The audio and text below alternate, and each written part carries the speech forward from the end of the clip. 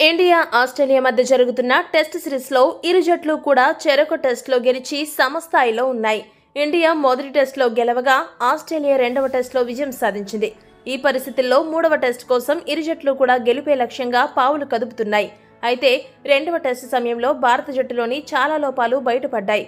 ఈ పరిస్థితుల్లో డిసెంబర్ 14 నుండి గబ్బా వేదికగా జరగబోయే మూడో టెస్ట్ మ్యాచ్ కోసం భారత తుది జట్టులో ఓ 3 మార్పులు ఖచ్చితంగా చేయాల్సిన అవసరం ఉంది. ఆ వివరాలను ఇప్పుడు మనం చూద్దాం.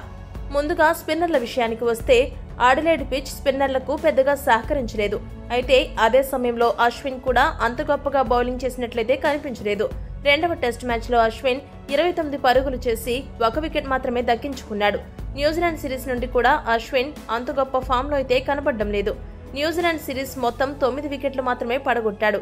ఇటువంటి పరిస్థితుల్లో గబ్బా టెస్ట్ మ్యాచ్ కోసం అశ్విన్ ను పక్కన పెట్టి పిచ్ పరిస్థితులను బట్టి రవీంద్ర జడేజా లేదా సుందర్లలో ఒకరిని జట్టులోకి తీసుకోవాలి.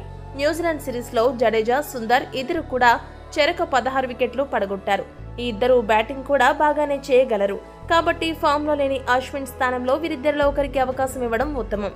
టీమిండియాలో చేయాల్సిన రెండవ మార్పు ఫాస్ట్ బౌలింగ్ విభాగంలో చేయాలి.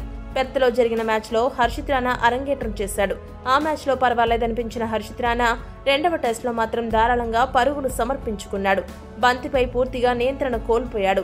దీంతో బూమ్రాపై ఎక్కువ ఒత్తిడి పడుతుంది. ఈ లోపాలను దృష్టిలో ఉంచుకుని భారతదేశ పిచ్లపై బాగానే రాణించిన ఆకాష్ దీప్ ను హర్షిత్ రాణా స్థానంలో తీసుకుంటే బాగుంటుంది. ఇక చివరిగా టీమిండియాలో చేయాల్సిన మార్పు మరొకటి ఉంది. అదేంటంటే సిరాజ్ ను కూడా తుది జట్టు నుండి తప్పించాలి. మహమ్మద్ సిరాజ్ రెండో టెస్ట్ లో 4 వికెట్లు తీసుకున్నప్పటికీ అవన్నీ ఎక్కువ టైలెండర్ల వికెట్లు. ఆరంభంలో బూమ్రాతో కలిసి బ్యాట్స్మెన్ పై ఒత్తిడి పెంచడంలో సిరాజ్ ఫెయిల్ అవుతున్నాడు. వికెట్లు పడగొట్టలేకపోతున్నాడు. బ్యాట్స్మెన్ ను ఇబ్బంది పెట్టలేకపోతున్నాడు.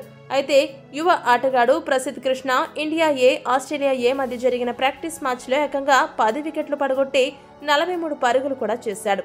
దీంతో సిరాజ్ స్థానంలో ప్రసిద్ధ్ కృష్ణను తీసుకోవాలనే డిమాండ్ గట్టిగా వినిపిస్తోంది. మూడవ టెస్ట్ లో ఇండియా గెలవాలంటే ఈ 3 మార్పులు ఖచ్చితంగా చేయాలనే అభిప్రాయం వ్యక్తమవుతుంది. ఈ 3 మార్పులు చేస్తే గనుక టీమిండియా బౌలింగ్ విభాగం మరింత పటిష్టంగా కనబడుతుందనడంలో ఎలాంటి సందేహం లేదు.